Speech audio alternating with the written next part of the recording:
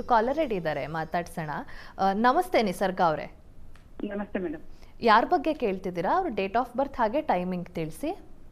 ನನ್ನ ಬಗ್ಗೆನೇ ಕೇಳ್ತಾ ಇದ್ದೀನಿ ಮೇಡಮ್. ಹೇಳಿ, ಡೇಟ್ ಆಫ್ ಬರ್ತ್ ಹೇಳಿ. Date of birth 2/10/1995. 2/10/1995. ಸಮಯ? ಸಮಯ ಬೆಳಗ್ಗೆ 6 ಗಂಟೆಯಿಂದ 7 ಗಂಟೆ ಒಳಗೆ. 6 ಗಂಟೆಯಿಂದ 7 ಗಂಟೆ. ನಿಮ್ಮ ಪ್ರಶ್ನೆ ಕೇಳಿ, ಶಾಸ್ತ್ರಿಗಳ ಹತ್ರ ಮಾತಾಡಿ. ನಮಸ್ತೆ ಗುರುಜಿ. ನಮಸ್ಕಾರ. ನಮಸ್ಕಾರ ಗುರುಜಿ, ಇದು ನಾನು ನನ್ನ ಬಗ್ಗೆನೇ ಕೇಳಬೇಕಿತ್ತು. ಹೇಳಿ.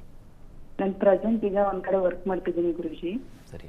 ಅಲ್ಲಿ ಮ್ಯಾನೇಜರ್ಗಳ ಕಡೆಯಿಂದ ಸ್ವಲ್ಪ ಕಿರಿಕಿರಿ ಆಗ್ತಿದೆ. ಮುಂದೆ ನಾನು ಅದೇ ಜಾಬ್ ಅಲ್ಲಿ ಕಂಟಿನ್ಯೂ ಮಾಡ್ಬೇಕು, ಅಲ್ಲಿ ಮಾಡ್ತೀನ ಏನು ಅನ್ನೋದ್ರ ಬಗ್ಗೆ ಸ್ವಲ್ಪ ಡೌಟ್ ಇದೆ. ಓಕೆ ಓಕೆ ಆಗಲಿ. ನೋಡಿ, ನಿಮ್ಮ ಜಾತಕವನ್ನು ಪರಿಶೀಲಿಸಿದ್ರೆ ಇದು ನಿಮ್ಮದು ಕನ್ಯಾ ಲಗ್ನ. ಲಗ್ನದಿಂದ ಕರ್ಮಾಧಿಪತಿ, ವೃತ್ತಿಯ ಅಧಿಪತಿ ಬುಧ ಮೌಢ್ಯನಾಗಿದ್ದಾನೆ. ರವಿಯುಕ್ತನಾಗಿ ವ್ಯಯಾಧಿಪತಿ ಜೊತೆಗೆ ಸೇರಿಕೊಂಡಿದ್ದಾನೆ. ಇದು ಸ್ವಲ್ಪ ಮಟ್ಟಿಗೆ ಏನಾಗುತ್ತೆ, ವೃತ್ತಿಯಲ್ಲಿ ಸ್ವಲ್ಪ ಅದೇ ಈ ರೀತಿಯ ತೊಂದರೆಗಳು, ಅಸಮಾಧಾನ ಇವುಗಳಾಗ್ತಕ್ಕಂಥ ಸಾಧ್ಯತೆ ಇರುತ್ತೆ. ಈಗ ಕುಜದಶೆಯಲ್ಲಿ ತಮಗೆ ನಡೀತಾ ಇರತಕ್ಕಂಥದ್ದು ಶುಕ್ರನ ಒಂದು ಕಾಲ ನಡೀತಾ ಇದೆ. ಕಾಲ ತುಂಬ ಚೆನ್ನಾಗಿದೆ, ಶುಕ್ರ ಚೆನ್ನಾಗಿದೆ. ಅವನು ಮೌಢ್ಯನಾಗಿದ್ದಾನೆ ಶುಕ್ರ, ಅದು ಬಹಳ ಮುಖ್ಯ. 14-24 ಅವನು ಮೌಢ್ಯನಾಗಿದ್ದಾನೆ. ಗ್ರಹಗಳು ಮೌಢ್ಯರಾಗಿದ್ದಾಗ ಆ ಕಾಲದಲ್ಲಿ ಸ್ವಲ್ಪ ಕಿರಿಕಿರಿ ಉಂಟಾಗುತ್ತೆ. ಹತ್ತಿರದಲ್ಲಿ ಯಾವುದಾದ್ರು ಮಹಾಲಕ್ಷ್ಮಿ ಸನ್ನಿಧಾನ ಇದ್ದರೆ ಮಹಾಲಕ್ಷ್ಮಿಗೆ ಸ್ವಲ್ಪ ಹೆಸರು ಕಾಳು ಹಾಗೂ ಅವರೆ ಮತ್ತು ತುಪ್ಪ, ಹೆಸರು ಕಾಳು ತುಪ್ಪ ಇಷ್ಟು ಸಾಕಾಗುತ್ತೆ. ಅವರೆಕಾಳು ಬೇಡ ಬಿಡಿ, ಹೆಸರು ಕಾಳು ಮತ್ತು ತುಪ್ಪ ಇದನ್ನು ತಗೊಂಡು ಹೋಗಿ ಪ್ರತಿ ಶುಕ್ರವಾರ ಮಹಾಲಕ್ಷ್ಮಿ ಸನ್ನಿಧಾನಕ್ಕೆ ಕೊಡಿ. ಈ 16 ಶುಕ್ರವಾರ ಮಾಡಿ, ಅಷ್ಟರಲ್ಲಿ ನಿಮಗೆ ಅನುಕೂಲ ಆಗುತ್ತೆ. ಯೋಚನೆ ಮಾಡಬೇಡಿ. ನೀವು ಬೇರೆ ಅವಕಾಶಗಳು ಪ್ರಯತ್ನ ಪಟ್ಟರೆ, ಈಗ ಕಾಲ ಚೆನ್ನಾಗಿದೆ, ಪ್ರಯತ್ನ ಪಟ್ಟರೆ ಅವಕಾಶವೂ ಆಗಿಬಿಡುತ್ತೆ. ಇದನ್ನು 16 ವಾರ ಮಾಡಿ, ಅಷ್ಟರಲ್ಲಿ ಭಗವದ್ ಕೃಪೆಯಿಂದ ನಿಮಗೊಂದು ದಾರಿ ನಿಶ್ಚಯವಾಗಿ ಸಿಗುತ್ತೆ. ಒಳ್ಳೆಯದಾಗಲಿ. ಧನ್ಯವಾದ ನಿಸರ್ಗ ಅವರೇ ಕರೆ ಮಾಡಿದ್ದಕ್ಕೆ. ಶಾಸ್ತ್ರಿಗಳೇ, ಇನ್ನು ಮಕರ, ಕುಂಭ, ಮೀನ ರಾಶಿಗಳ ಈ ವಾರದ ಫಲಾಫಲಗಳನ್ನು ತಿಳಿಸ್ಕೊಡೋದಾದ್ರೆ ಗಮನಿಸೋಣ. ಮಕರ ರಾಶಿಯವರಿಗೆ ಹೇಗಿದೆಯಪ್ಪ?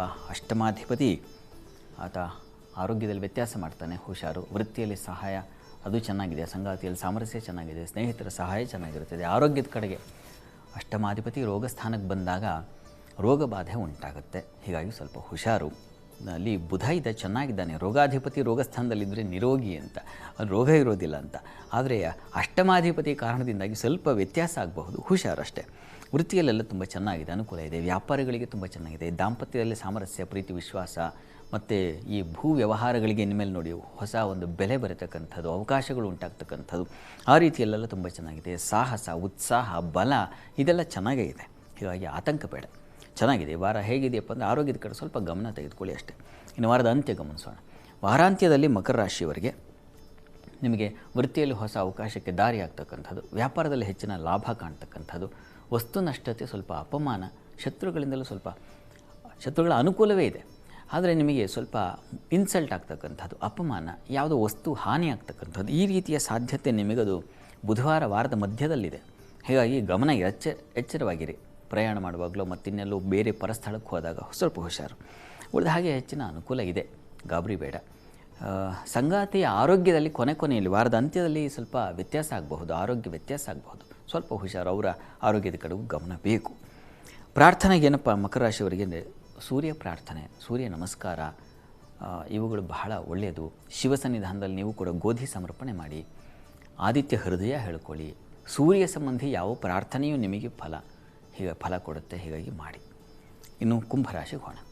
ಕುಂಭರಾಶಿಯವರಿಗೆ ವಾರದ ಆದಿಯಲ್ಲಿ ರವಿ ಬುಧರ ಒಟ್ಟಿಗೆ ಸೇರ್ತಕ್ಕಂಥದ್ದು ಚುರುಕು ಬುದ್ಧಿ, ವೃತ್ತಿಯಲ್ಲಿ ಅನುಕೂಲ, ಬುದ್ಧಿಬಲ, ಉನ್ನತ ಶಿಕ್ಷಣದಲ್ಲಿ ಹೆಚ್ಚಿನ ಬಲ, ಮಕ್ಕಳಿಂದ ಸಹಾಯ ಉಂಟಾಗ್ತಕ್ಕಂಥದ್ದು, ಪ್ರತಿಭಾಶಕ್ತಿ, ಅಲ್ಲಿ ಶಾಸ್ತ್ರಾಭ್ಯಾಸ, ಹೊಸ ಅಧ್ಯಯನ, ಸಂಶೋಧನೆ, ಹೊಸ ಪ್ರಯತ್ನಗಳನ್ನು ಮಾಡ್ತಕ್ಕಂಥದ್ದು. ನಾನು ಇಂಥದ್ದು ಒಂದು ಕಲಿತೆ ಅನ್ನೋ ಒಂದು ಸಮಾಧಾನ ಸಿಗ್ತಕ್ಕಂಥದ್ದು, ಆ ರೀತಿಯಲ್ಲಿ ತುಂಬ ಚೆನ್ನಾಗಿದೆ. ಶಾಸ್ತ್ರಾಭ್ಯಾಸ ಮಾಡ್ತಕ್ಕಂಥವ್ರಿಗೆ, ಶಾಸ್ತ್ರ ಅಂದರೆ ಕೇವಲ ಜ್ಯೋತಿಷವೋ ಮತ್ತೊಂದು ಅಂತಲ್ಲ, ಹೊಸ ಹೊಸ ಟೆಕ್ನಾಲಜಿ ಕೂಡ ಆಗುತ್ತೆ, ಅವುಗಳನ್ನ ಅಭ್ಯಾಸ ಮಾಡ್ತಕ್ಕಂಥದ್ದು, ಅಳವಡಿಸ್ಕೊಳ್ತಕ್ಕಂಥದ್ದು, ಈ ಥರ ಅದರಿಂದ ಲಾಭ ಪಡಿತಕ್ಕಂಥದ್ದು, ಇದೆಲ್ಲ ತುಂಬ ಚೆನ್ನಾಗಿದೆ. ಹೈಯರ್ ಸ್ಟಡೀಸ್ಗೆ ತುಂಬ ಚೆನ್ನಾಗಿದೆ, ಉನ್ನತ ಶಿಕ್ಷಣಕ್ಕೆ. ಮತ್ತು ನಿಮಗೆ ವೃತ್ತಿಯಲ್ಲೆಲ್ಲ ಅನುಕೂಲ ಚೆನ್ನಾಗಿದೆ, ಹೀಗಾಗಿ ಆತಂಕ ಬೇಡ. ವಾರದ ಅದು ಹೇಗಿದೆಯಪ್ಪ ಅಂದರೆ ಚೆನ್ನಾಗೇ ಇದೆ. ಇನ್ನು ವಾರದ ಅಂತ್ಯ ಗಮನಿಸೋಣ. ವಾರಾಂತ್ಯದಲ್ಲಿ ನಿಮಗೆ ವೃತ್ತಿಯಲ್ಲಿ ಸಹಾಯಗಳು ಚೆನ್ನಾಗಿದೆ. ಮುಖ್ಯವಾಗಿ ಈ ಬುದ್ಧಿಯ ಬೆಳವಣಿಗೆ, ಅದನ್ನು ಹೊಸ ಕಲಿಕೆಗೆ ಅವಕಾಶಗಳು, ಇಂಥದ್ದೆಲ್ಲ ಸಿಗ್ತಕ್ಕಂಥ ಸಾಧ್ಯತೆ ತುಂಬ ಚೆನ್ನಾಗಿದೆ. ಸಂಗಾತಿ ಆರೋಗ್ಯ ವ್ಯತ್ಯಾಸ ಆಗಬಹುದು, ವ್ಯಾಪಾರದ ಸ್ವಲ್ಪ ಹಿನ್ನಡೆ ಉಂಟಾಗಬಹುದು, ಹೀಗಾಗಿ ಗಮನ ಇರಲಿ. ದಾಂಪತ್ಯದಲ್ಲಿ ಅಸಮಾಧಾನ ಸ್ವಲ್ಪ ಸೂಚಿಸ್ತಾ ಇದೆ. ಅಲ್ಲಿ ಕೇತು ಚಂದ್ರ ಒಟ್ಟಾಗ್ತಾರೆ.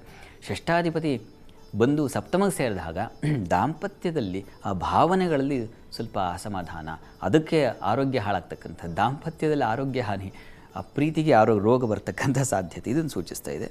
ಈಶ್ವರ ಸನ್ನಿಧಾನದಲ್ಲಿ ಅಭಿಷೇಕ ಇದು ತುಂಬ ಒಳ್ಳೆಯದು. ಮತ್ತು ಪಾರ್ವತಿ ಪರಮೇಶ್ವರ ಸ್ತುತಿ ಪ್ರಾರ್ಥನೆಯನ್ನು ಮಾಡ್ಕೊಳ್ಳಿ. ಅದು ಕೂಡ ನಿಮ್ಮ ಆ ಭಾವನೆಗಳಿಗೆ ಅಂಟಿದ ಸಮಸ್ಯೆಗಳನ್ನು ಪರಿಹರಿಸುತ್ತೆ. ಪಾರ್ವತಿ ಪರಮೇಶ್ವರ ಸ್ತುತಿ ತುಂಬ ಒಳ್ಳೆಯದು, ಅದನ್ನು ಮಾಡಿ. ಇದು ಕುಂಭರಾಶಿಯವರದು. ಇನ್ನು ಮೀನರಾಶಿಗೆ ಹೋಗೋಣ.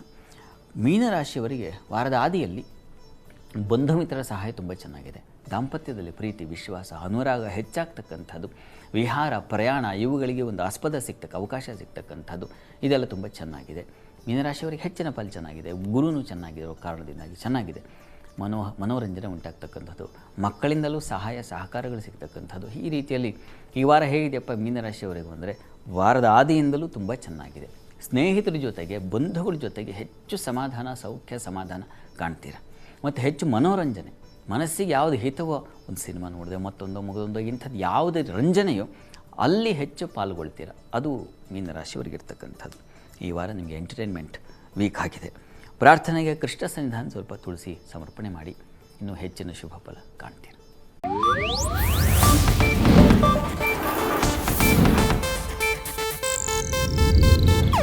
ಇದು ಏಷ್ಯಾನೆಟ್ ನ್ಯೂಸ್ ನೆಟ್ವರ್ಕ್ ಪ್ರಸ್ತುತಿ.